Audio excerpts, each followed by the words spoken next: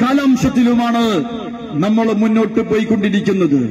എന്റെ പ്രിയപ്പെട്ടവരെ, സ്വാതന്ത്ര്യാനന്തരം 7 സംവത്സരങ്ങൾ ഈ രാജ്യത്തെ ഭരിച്ചു മുടിച്ച് ഈ രാജ്യത്തെ മുടിപ്പിച്ച ആളുകളുടെ കരങ്ങളിൽ നിന്ന് ശ്രീ നരേന്ദ്രമോദിജിയുടെ കരങ്ങളിലേക്ക് ഈ രാജ്യത്തിന്റെ കേന്ദ്ര ഭരണം കടന്നു വന്നപ്പോ അഭിവന്യനായ ബിജെപിയുടെ ദേശീയ ഉപാധ്യക്ഷൻ നമ്മുടെയൊക്കെ പ്രിയങ്കരനായ അബ്ദുള്ളക്കുട്ടി സാറ് സൂചിപ്പിച്ചു വച്ചതുപോലെ രാജ്യത്തെ പ്രകടമായ വികസനത്തിന്റെ ഉന്നതമായ പോരാട്ടങ്ങളോ ഉന്നതമായ വികസനത്തിന്റെ പുതിയ പുതിയ പന്താവുകളും വാതായനങ്ങളും തുറന്നുവച്ചത് എന്റെ പ്രിയപ്പെട്ടവരെ ഇതൊക്കെ കേവലം രാഷ്ട്രീയപരമായ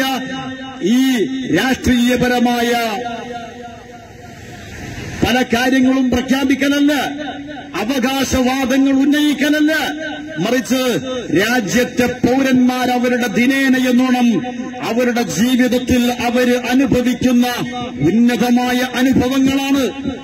ഞാൻ ഒരു മാസങ്ങൾക്ക് മുമ്പ് മാത്രമാണ് ഈ പാർട്ടിയിലേക്ക് കടന്നുവരുന്നത്. അബ്ദുള്ളക്കുട്ടി സാറ് സൂചിപ്പിച്ച പോലെ ഈ കാഞ്ഞങ്ങാടും കാസർഗോഡും എനിക്കന്യമല്ല. തൊട്ടടുത്ത പ്രദേശമായ കാസർഗോഡ് ടൗൺ അമൈ സലഫി മസ്ജിദില് വർഷങ്ങളോളം ജുമാ ഖുതുബ നടത്തിയ ആളാണ് ഞാൻ. കാസർഗോഡ് ടൗണിലെ സലഫി മസ്ജിദിൽ, ടൗൺ അമൈ റോഡ് സലഫി മസ്ജിദില് വർഷങ്ങളോളം ഖുതുബ നടത്തിയിട്ടുണ്ട്. ഈ കാഞ്ഞങ്ങാടിന്റെ മണ്ണിൽ ഞാൻ മതപ്രഭാഷണം നടത്തിയിട്ടുണ്ട്. മംഗലാപുരത്ത് ഇബ്രാഹിം ഖലീൽ എന്ന് പറയുന്ന ആ വലിയ പള്ളിയിൽ വർഷങ്ങളോളം ഞാൻ ഖുതുബ നടത്തിയിട്ടുണ്ട്. അബ്ദുള്ളക്കുട്ടി സാറിന്റെ നാട് കണ്ണൂർ റെയിൽവേ സ്റ്റേഷന്റെ അടുത്തുള്ള ഏറ്റവും വലിയ പള്ളിയായ കണ്ണൂർ ടൗൺ സലഫി ജുമാ മസ്ജിദിൽ, തളിപ്പറമ്പിലെ ഏറ്റവും വലിയ മുജാഹിദ് പള്ളിയിൽ, സലഫി പള്ളിയിൽ, കോഴിക്കോട്, മലപ്പുറത്ത്, അതുപോലെ പാലക്കാട്, മണ്ണാറക്കാട് ടൗൺ പള്ളികളിൽ ഖുതുബ നടത്തിയിരുന്ന എനിക്ക് ഈ പ്രസ്ഥാനത്തിലേക്ക് കടന്നുവരാൻ എന്റെ മതമോ എന്റെ പേരിന്റെ കൂടെ ചേർത്ത തുല്ലമി എന്ന ആ ഒരു ബിരുദമോ എനിക്ക് തടസ്സമാവാത്തത് എന്തുകൊണ്ടാണ്? നമ്മൾ കൃത്യമായി മനസ്സിലാക്കിയതുകൊണ്ടാണ്. ബിജെപി എന്ന് പറയുന്ന രാഷ്ട്രീയ പാർട്ടി, അതുപോലെ നരേന്ദ്രമോദിജി, അദ്ദേഹത്തെക്കുറിച്ചുള്ള കൃത്യമായ പഠനങ്ങൾക്കൊടുവിലാണ് ഞാൻ ഈ പാർട്ടിയിലേക്ക് കടന്നുവരുന്നത്. എന്റെ ഭാര്യയുടെ പിതാവിന്റെ ഉമ്മ, അവളുടെ വല്ലുമ്മ ഒരു മാസം 7200 രൂപയുടെ മരുന്ന് കഴിക്കുന്ന ഒരു രോഗിയാണവര്. അങ്ങനെ സ്ഥിരമായി മാസങ്ങളോളം ഈ മരുന്ന് വാങ്ങിക്കൊണ്ടിരിക്കുമ്പോ പാലക്കാട് ജില്ലയിലെ പുതുനഗരം എന്ന പ്രദേശത്തുള്ള ഒരു മെഡിക്കൽ ഷോപ്പുകാരനായ എന്റെ സുഹൃത്തിനോട് പറഞ്ഞു, റിഷാദേ, നീ ഇങ്ങനെ 7200 രൂപക്ക് മരുന്ന് വാങ്ങുന്നത് ഈ ജൻ ഔഷധി മെഡിക്കൽ ഷോപ്പിൽ നിന്ന് മരുന്ന് വാങ്ങിയാൽ നല്ല ഇളവുണ്ട് എന്ന് പറഞ്ഞു. ഞാൻ ചോദിച്ചു, എന്താണ് ജൻ ഔഷധി? അത് പ്രധാനമന്ത്രിയുടെ ഒരു പദ്ധതിയാണ്.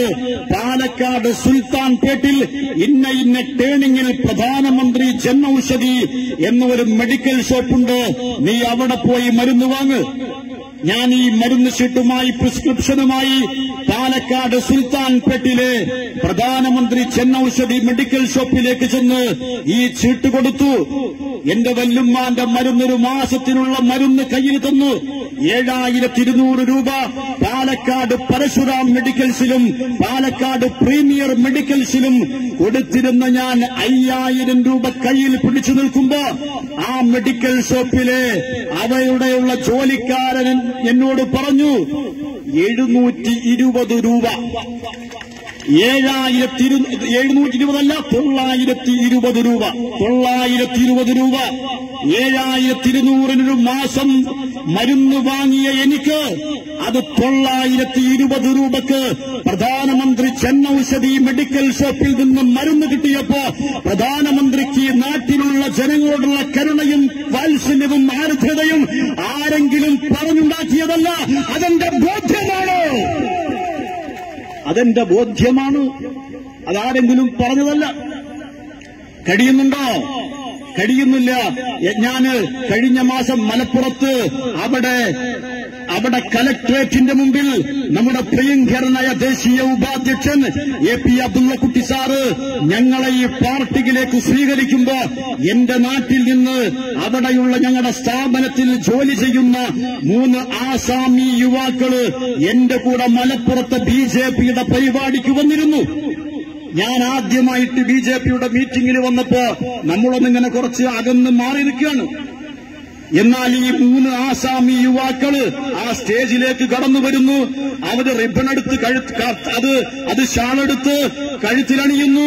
അവര് അതുപോലെ ഈ പോക്കറ്റിലും അതുപോലെ തൊപ്പിയൊക്കെ എടുത്ത് തലയിൽ വെക്കുന്നു. അപ്പൊ നമ്മൾ അത്ഭുതത്തോടെ നോക്കി, ഇവരെന്താ ഇങ്ങനെ ആസാമികളായ ഈ ചെറുപ്പക്കാര് ഇവിടെ വന്നിട്ട് യാതൊരു അപരിചിതത്വമില്ലാതെ പെരുമാറുന്നത്? ഈ പരിപാടി കഴിഞ്ഞ് നാട്ടിലെത്തിയപ്പോ ഞാൻ അവരോട് ചോദിച്ചു, നിങ്ങൾ വീട്ടിലേക്ക് ചെല്ലുമ്പോ ഈ ഷാളും അതുപോലെ BJPയുടെ ഈ റിബണും കാര്യങ്ങളൊക്കെമായി വീട്ടിൽ ചെന്നാൽ പ്രശ്നമാകൂലേ? ഭാര്യമാര് വഴക്ക് പറയില്ലേ എന്ന് ചോദിച്ചപ്പോ ആ ആസാമി ചെറുപ്പക്കാര് പറയാ, ഓ ലോക് പഹലെ BJP ഹേ. ഞങ്ങളുടെ ഭാര്യമാർ ആദ്യമേ BJPയാണ്, ഞങ്ങളുടെ ബാപ്പയും ഉമ്മയും BJPക്കാരാണ് ആസാമിലെ ചെറുപ്പക്കാര്. ഞാൻ കളവ് പറയുകയല്ല, ദൈവത്തെ സാക്ഷി നിർത്തിയാ ഞാൻ നിങ്ങളോട് പറയുന്നത്.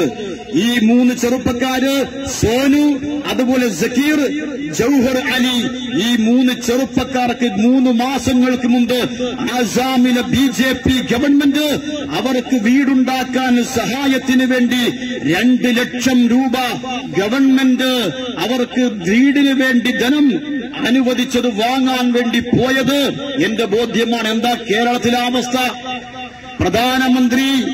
പ്രധാനമന്ത്രിയുടെ ഒരുപാട് പദ്ധതികൾ കേരളത്തിലേക്ക് വരുമ്പോ അത് മാറ്റി ചെലവഴിച്ചുകൊണ്ട് തന്റെ ഇഷ്ടക്കാർക്കു മാത്രം നൽകുന്ന ഈ കേരളം, ഇവിടുത്തെ ഭരണാധികാരികളുടെ ഓശാന പാടി അവരുടെ എച്ചിൽ അതുമായി നടക്കുന്ന ആളുകൾക്ക് മാത്രം ലഭിക്കുന്നിടത്താണ് കേരളത്തിൽ വന്ന് ജോലിയെടുക്കുന്ന 3 മുസ്ലിം ചെറുപ്പക്കാർ അവർ വോട്ടിന്റെ ഇലക്ഷന്റെ സമയത്ത് ആസാമിലേക്ക് പോകുന്നത് ഞാൻ കണ്ടിട്ടില്ല. ഇവിടെ ജീവിക്കുന്ന 3 ആളുകൾക്ക് അവർക്ക് 2 ലക്ഷം രൂപ അവരുടെ ഭവന നിർമ്മാണത്തിന് ധനസഹായം അനുവദിക്കുന്നത് കഴിയുന്നില്ല. കഴിഞ്ഞ ദിവസം ഇന്നലെ ഞാൻ മലപ്പുറത്തെ മഞ്ചേരിക്കടുത്തുള്ള എടവണ്ണ എന്ന പ്രദേശത്ത് ഈ ഡ്രസ് അയൺ ചെയ്യുന്ന ഒരു കടയുണ്ട്. അവിടെ ചെന്നപ്പോ എന്റെ പരിചയമുള്ള അവർ UPയിലുള്ള ലഖ്നൌവിലുള്ള ചെറുപ്പക്കാരാണ്. അവരെന്നോട് പറഞ്ഞു, അവരുടേതായ ഭാഷയിൽ പറഞ്ഞു, അബി അബ് ലോഗ് BJP ഹേ. ഞാൻ പറഞ്ഞു ठीक है मैं अभी BJP है. അപ്പോ അവരെന്നോട് പറയാ അച്ഛാ പാർട്ടിയെ. ഞാൻ ചോദിച്ചു, നിങ്ങൾ BJPക്കാരാണോ? യാ ഹം ലോഗ് BJP ഹേ.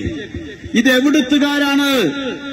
UPയിലെ യോഗി ആദിത്യനാഥ് ജിയുടെ UPയിൽ ലഖ്നൌവിൽ അവിടെ ജീവിക്കുന്ന മുസ്ലിമീങ്ങളായ ചെറുപ്പക്കാര് അവർ കേരളത്തിൽ വന്ന് അവര് ബിസിനസ് നടത്തുമ്പോ അവര് നമ്മളോട് പറയാ, BJPക്കാരാ ഞങ്ങള്, നല്ല പാർട്ടിയാണ്, ഞങ്ങൾക്ക് നല്ല ഉന്നതമായ കരുതലും കാവലുമാണ് അവിടെയുള്ള സർക്കാർ നൽകുന്നത് എന്ന് ഞാൻ ഈ കാഞ്ഞങ്ങാടുള്ള എന്റെ ശബ്ദം ശ്രവിക്കുന്ന ആളുകൊണ്ട് പറയട്ടെ. നരസിംഹം സിനിമയിൽ നന്ദമാരാർ എന്ന് പറയുന്ന ഒരു കഥാപാത്രമായി കൊണ്ട് മമ്മൂട്ടി പറയുന്നുണ്ട്, ഗ്രഹണം വന്നാലും സത്യത്തെ മറച്ചു പിടിക്കാൻ കഴിയില്ല. ആ ഗ്രഹണം നീങ്ങിപ്പോകുമ്പോ അത് സൂര്യൻ ആ ഇരുട്ട് വിട്ട് വെളിച്ചത്ത് വരുമെന്ന് പറഞ്ഞ പോലെ ഈ കേരളത്തിലെ പാവപ്പെട്ട ജനതയുടെ മുമ്പിൽ ഈ ദേശീയ പാർട്ടിയെക്കുറിച്ച് വർഗീയതയാണ്, ഭീകരവാദമാണ്, തീവ്രവാദമാണ് എന്ന് പറഞ്ഞ് വഞ്ചിച്ചു പറ്റിച്ച് ഇടത് വലത് മുന്നണികൾക്ക് എത്ര കാലഘട്ടമായി എത്ര കാലമാണ് ഇവിടെയുള്ള ജനങ്ങളുടെ മുമ്പിൽ ഈ ദേശീയ പ്രസ്ഥാനത്തിന്റെ സുന്ദരമായ സൂര്യശോഭയെ തടഞ്ഞു നിർത്താൻ കഴിയുക? അധികകാലം കഴിയുമെന്ന് ഞാൻ വിചാരിക്കുന്നില്ല. കാരണം ഇപ്പോ നേരത്തെ അഭിവന്ദനായ നമ്മുടെ ഉദ്ഘാടകൻ അബ്ദുള്ളക്കുട്ടി സാറ് പറഞ്ഞതുപോലെ നമ്മുടെ നാട്ടിൽ നടക്കുന്ന സകലമാന വികസനങ്ങളും അത് കേന്ദ്ര ഗവൺമെന്റിന്റെ ഫണ്ട് കൊണ്ട് മാത്രം നടക്കുന്നതാണ്. ആ കേന്ദ്ര ഗവൺമെന്റ് നൽകുന്ന വലിയ വലിയ ഫണ്ട് അത് വകമാറ്റി ചെലവഴിക്കുക. അതാണ് കേരളത്തിൽ നമ്മൾ കാണുന്നത്. എന്റെ പ്രിയപ്പെട്ടവരെ, കാഞ്ഞങ്ങാടുള്ള നിങ്ങൾ കഴിഞ്ഞ ദിവസങ്ങൾക്ക് മുമ്പ്, ആഴ്ചകൾക്ക് മുമ്പ് നമ്മളെല്ലാവരും സോഷ്യൽ മീഡിയയിലൂടെ അതുപോലെ ദൃശ്യമാധ്യമങ്ങളിലൂടെ കണ്ടതാണ്. പാലക്കാടുള്ള പ്രസാദ് എന്ന് പറയുന്ന ഒരു ചെറുപ്പക്കാരൻ ആത്മഹത്യ ചെയ്തത്. ആ ചെറുപ്പക്കാരൻ കൃഷി ചെയ്ത്, ആ ചെറുപ്പക്കാരൻ നെൽകൃഷി ചെയ്ത്, ആ നെൽകൃഷിയിലൂടെ വളവുണ്ടാക്കി, ആ നെല്ല് സംഭരിച്ച് കേരളത്തിനായി അദ്ദേഹത്തിന് പണം കൊടുക്കാതെ കടക്കണിയിൽ വീണപ്പോ, കടക്കണിയുടെ അവസാനത്തിൽ യാതൊരു ഗത്യന്തരവുമില്ലാതെ ആ ചെറുപ്പക്കാരൻ തന്റെ സുഹൃത്തിനെ വിളിക്കുന്നത്, എന്റെ മുമ്പിൽ വേറെ മാർഗമില്ല, ഞാൻ ആത്മഹത്യ ചെയ്യുകയാണെന്ന് പറയുമ്പോ ആ സുഹൃത്ത് പറയുന്നുണ്ട്, ഏട്ടാ ആത്മഹത്യ ചെയ്യാനെന്ന് നിൽക്കരുത്. അദ്ദേഹം ചോദിച്ചു, നിങ്ങൾ എവിടെയാണ്? പ്രസാദ് മറുപടി പറഞ്ഞില്ല. ചോദിച്ചു, ചേച്ചി എവിടെയാണ്? പ്രസാദ് മറുപടി പറഞ്ഞില്ല. കുട്ടികളെ കുറിച്ച് ചോദിച്ചു, മറുപടി പറഞ്ഞില്ല.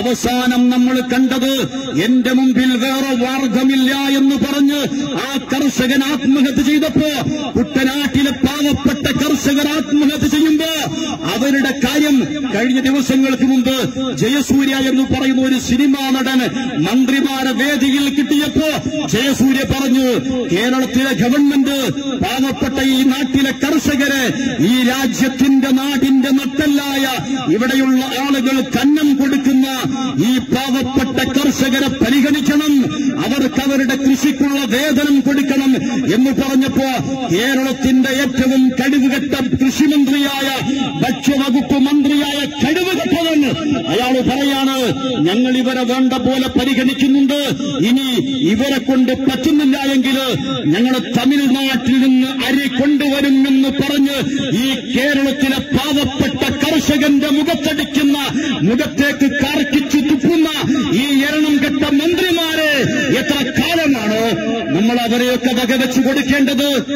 ഈ പാവപ്പെട്ട ആളുകള് നിങ്ങൾക്കറിയുമോ, ഈ നമ്മുടെ വാർദ്ധക്യത്തിലെത്തിയ അന്നം വെച്ചടത്തി അവരൊരു നേരത്തെ മരുന്ന് വകചര്യം വന്നപ്പോ പിച്ചച്ചട്ടിയെടുത്ത് ആളുകൾ കടയിലേക്ക് അഭിമാനം പണയം വെച്ച് അവര് ഭിക്ഷാടനത്തിന് വേണ്ടി വന്നപ്പോ കേരളത്തിലെ ദേശത്തിന്റെ അപമാനം പോലെ ദേശാഭിമാനി അവര് കണ്ടശ പ്രസിദ്ധീകരിക്കുകയാണ്. ഈ അന്നം വെച്ചടത്തി അവര് കോടീശ്വരിയാണ്, അവരുടെ മക്കൾ UK-യിലാണ്, അവരുടെ മക്കൾ അമേരിക്കയിലാണ് എന്ന് ഇവിടെ അച്ചടിച്ചുവിട്ട് ഈ രാജ്യത്തെ പാവപ്പെട്ട ജനങ്ങൾക്ക് നേരെ കൊഞ്ഞനം കുത്തുന്ന ഒരു സംവിധാനമാണ് സർക്കാരിന്റെ സംവിധാനം. അത് ആ സന്ദർഭത്തിലാണ് കേരളത്തിലെ ജനങ്ങളും ചൂടും അവര് പട്ടിണിയിൽ മുങ്ങിക്കൊണ്ട് അവർ ആത്മഹത്യയുടെ മുനമ്പിൽ നിൽക്കുമ്പോഴാണ് കേരളത്തിന്റെ മുഖ്യമന്ത്രി പിണറായി വിജയൻ അദ്ദേഹം കേരളീയ മഹാമഹം നടത്തുന്നത്. കേരളീയ മഹാമഹം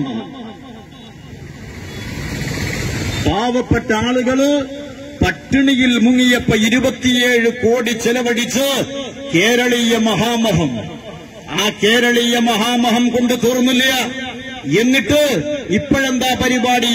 നവകേരള സദസ്സ് എന്നും പറഞ്ഞ് കേരളത്തിന്റെ മുഴുവൻ പ്രാന്തപ്രദേശങ്ങളിലും നടക്കുകയാണ്. കോൺഗ്രസിന്റെ ഒരു നേതാവുണ്ട്, MM ഹസൻ. അദ്ദേഹം കളവ് പറയാനും അതുപോലെ ഭക്ഷണം കഴിക്കാനും വേണ്ടിയല്ലാതെ വാ തുറക്കാറില്ല. പക്ഷെ കഴിഞ്ഞ ദിവസം അദ്ദേഹം പറഞ്ഞു, ഈ പിണറായിയുടെ യാത്രയ്ക്ക് പറയേണ്ടത് നവകേരള സദസ്സ് എന്നല്ല, ദുരിത കേരള സദസ്സ് എന്നാണ് പറയേണ്ടത് എന്ന്. എന്റെ പ്രിയപ്പെട്ടവരെ, നവകേരള സദസ്സ് സംഘടിപ്പിച്ച് ഈ പാവപ്പെട്ട മനുഷ്യന്റെ നികുതി പണം കൊണ്ട് ഈ ആർഭാടം നടത്തി നിങ്ങൾ കേരളത്തിന്റെ പ്രാന്തപ്രദേശങ്ങളിലൂടെ ഈ 1,10,00,000 രൂപ വിലയുള്ള ഈ മയിൽ വാഹനത്തിന് സഞ്ചരിക്കുമ്പോ എനിക്ക് നിങ്ങളോട് പറയാനുള്ളത്, 1,10,00,000 രൂപയുടെ ബസ് കൊണ്ടല്ല നിങ്ങൾ സഞ്ചരിക്കേണ്ടത്, മറിച്ച് കാളവണ്ടികൾ കൊണ്ട് നിരത്തിവെക്കണം. ആ കാളവണ്ടിക്ക് മുമ്പിലേക്ക് ഈ കേരളത്തിൽ ആത്മഹത്യ ചെയ്യാൻ നിൽക്കുന്ന പാവപ്പെട്ട കർഷകന്മാരെ കൊണ്ടുവന്ന് നിർത്തിയിട്ട് അവന്റെ കഴുത്തിന് കലപ്പ വെച്ചിട്ട് ആ കലപ്പയിൽ ഈ പാവപ്പെട്ട കർഷകന്റെ കടുക്കും മുഖവും ചേർത്ത് വെച്ചിട്ട് സഖാവ് പിണറായി വിജയൻ ചാട്ടവാറെടുത്ത് ഈ പാവ കർഷകന്റെ മുതുക താഞ്ഞാഞ്ഞടിക്കണം. എന്നിട്ട് പറയണം, ഈ ദുരിത കേരള സദസ്സ് നവകേരള സദസ്സല്ല, ചിരന്തന പുരാതന പ്രാചീന പൗരാണിക പ്രാകൃത കാലഘട്ടത്തിലേക്ക് ഈ കേരളത്തെ തിരികെ വിളിച്ചിട്ട് നിങ്ങൾ നവകേരള സദസ്സും സംഘടിപ്പിച്ച് നിങ്ങളിവിടെ മൃഷ്ടാന്ന ഭോജനം നടത്തുമ്പോ നിങ്ങൾക്കറിയുമോ, കേരളത്തിലെ പാവപ്പെട്ട കർഷകർ, അതുപോലെ നിത്യവരുമാനക്കാർ, ഇവിടെയുള്ള